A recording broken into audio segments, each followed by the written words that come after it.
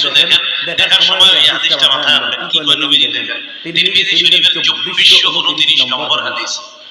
নবীজি বলেন, আতাদরুনা মা আখবারুহা, তোমরা কি জানো জমিনের বৃত্তান্ত কি? জমিন কি বলে দিবে?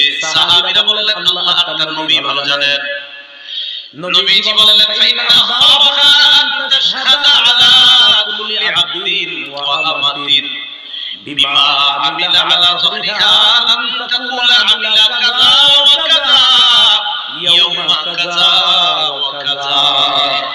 নবীজি বলেন, জমিন এইভাবে বৃত্তান্ত বর্ণনা করবে, আতুশাল অমুক এলাকা অমুক বান্দা ওই সময় এতটা বাজে অমুক দোকানের সামনে দাঁড়িয়ে টেলিভিশনের মধ্যে অশ্লীল সিনেমা দেখছে, মাবুদ আমি জমিন তার বিরুদ্ধে সাক্ষী দিয়ে দিলাম, তোমার কাছে বিচার চাই।